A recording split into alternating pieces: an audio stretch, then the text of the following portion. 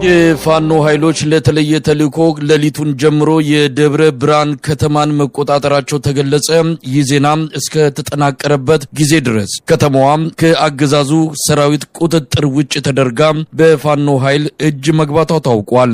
ለተለየ ተልእኮ ጥቃት በመክፈት በአገዛዙ ሰራዊት ላይ ኪሳራ በማድረስ የደብረ ብርሃን ከተማን የተቆጣጠረው የፋኖ ኃይል ከብልጽግና አመራሮች የተወሰኑትን በቁጥጥሩ ስር ማድረጉን የደረሰን መረጃ ያመለክታል።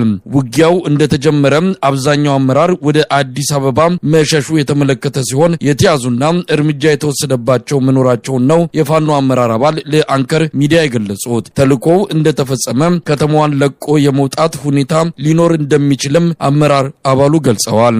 አዎ በእኛ እጅ ነው ያለችው። ጥሩ የሆነ እንቅስቃሴ ነው ያለ። ጠላት ዙሪያውን የአማራ ፋኖ አንድነት በሸዋን ጥቃት ለማድረስ ሙከራ እያደረገ ባለበት ሰዓት እኛ ሰብረን ደብረ ብርሃን ገብተናል። እኔም ያለሁት አሁን እዛው በቦርኖስና ሰማይ አንጻ አካባቢ ነው። ቆንጆ የሆነ እንቅስቃሴ አለ። እንዴት ነበረ ከተማው ለመያዝ የቻላችሁት? ያው የመከላከል እንቅስቃሴ አድርጎ ነበረ። ነገር ግን በአካባቢ እንቅስቃሴ እያደረገ ያለው የመብረቁ ብርጌድ በደሳለኝ ሲያስብ ሸዋ የሚመራው መብረቁ ብርጌድ አካባቢ ከፍተኛ እንቅስቃሴ እያደረገ ነው። ለዛም የተለያዩ ቦታዎች ላይ በስፋት እያስገባ በማህበረሰቡ ላይ ከፍተኛ ጫና ለማሳደርና እንደገና የስርዓቱን መዋቅር ለመዘርጋት እንቅስቃሴ እያደረገ ያለበት ሁኔታ ነበር ያለ። ነገር ግን እንደማይሳካለት ትልቁ ማሳያ የዞን ዋና ከተማ የሆነችውን ደብረ ብርሃንን ከሌሊት ጀምረን ተቆጣጠረን እስካሁን ሰዓት ድረስ በእኛ ቁጥጥር ስር ነው ያለች። አስፈላጊ ከሆነ ሙሉ በሙሉ ተቆጣጥረን መክረም እንችላለን። ነገር ግን በአካባቢው ወይም በከተማው ማህበረሰብ ላይ የሚያመጣው አሉታዊ ተጽዕኖ ስላለ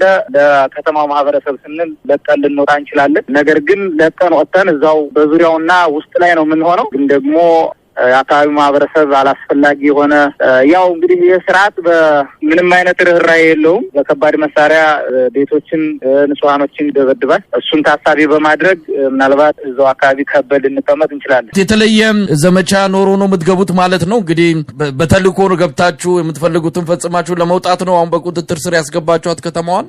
የራሳችን የሆነ እቅድ አለን። እሱ በሰጠን አጀንዳ ላይ ሳይሆን እኛ አጀንዳ ልንሰጠው እንችላለን። እንግዲህ ይህ ስርዓት አጀንዳ ሊሰጠን አይችልም። እኛ ግን በፈለግነው ሰዓትና በፈለግነው ቀን አጀንዳ ልንሰጠው እንችላለን። የምንፈልገው ነገር አለ። እዛ አካባቢ ላይ የስርዓቱ ከፍተኛ ቀንቃኞች አሉ። እነሱን እናስወግዳለን። ነገም ቢሆን በዛው ልክ ነው የሚቀጥል። የትም ቢሆን የዚህ ስርዓት አገልጋይ የትም ጉድጓድ ቢገባ አያመልጠንም። በዚህ ልክ ነው የምንንቀሳቀሰው። አሁን የመንግስት ኃይሎች በደብረ ብርሃን አካባቢ የሉም ማለት ነው? በዚህ ዙሪያ ያላችሁ መረጃ ምንድን ነው? ጥስምት ይግቡ አይታወቅም። በዚህ ሰዓት ምንም አይነት እንቅስቃሴ የለም። ከወትሮው በተለየ ሁኔታ ሁሉም ማህበረሰብ በቤቱ ክትት ብሎ ያለበት ሁኔታ ነው ያለ።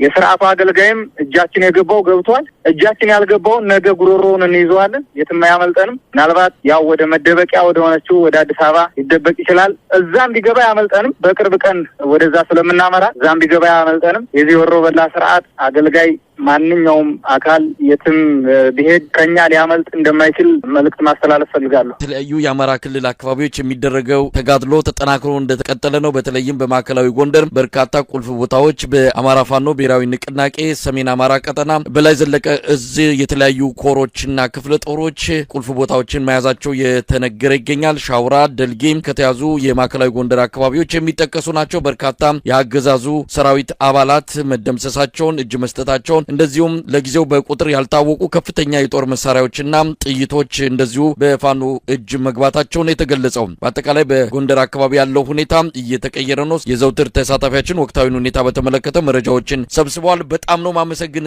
ጎንደሮች ጠንክረዋል። የበለጠ ቦታዎችን እያያዙ በተለይ ጣና ዙሪያ ያሉ አካባቢዎችን በስፋት እየተቆጣጠሩ እንዳለ ነው የሚነገረው። እስቲ አዳዲስ መረጃዎችን ብታካፍለን። መልካም መሳይ። እንግዲህ ከ3 ቀናት በፊት በማዕከላዊ ጎንደር አለፋ ወረዳ ዋና ከተማ የሆነችው በጣም ቁልፍና ስትራቴጂክ ወታደራዊ ጠቀሜታ ያላት የሻውራን ከተማ 7 የኮንክሪት ምሽጎችን የመከላከያ፣ የአድማ ብተና፣ የፖሊስ፣ የጉጅሌ የሚባል እንዲሁም ሰላም አስከባሪ የሚባሉ ኃይሎች በበርካታ ቦታዎች ላይ ምሽግ ሰርተው መጀመሪያ እጅ እንዲሰጡ በሸር ሽማግሌ ጠይቀው አልሳካ ሲል በ5 አቅጣጫ ጥቃት በመሰንዘር የሻውራ ከተማን ለ8 ተከታታይ ሰዓት ውጊያ በማድረግ 7ቱንም ምሽግ በመደረማመስ ከፍተኛ ድል ተጎናጽፈው በ231 በላይ የአድማ ብተናና የሚኒሻ ኃይሎች ሲገደሉ የሻውራ ከተማ አስተዳደር የፖሊስ አዛዥ ዋና ኢንስፔክተር ውባንተ ይርሳውን ጨምሮ ወንጀል መከላከል ዋና ኮማንደር ገብሬ እንዲሁም በርካታ በስሩ የነበሩ ፖሊሶች እንዲሁም የሚኒሻ ጽሕፈት ቤቱ ጌታውን የተባለ አዛዥ ተደምስሶ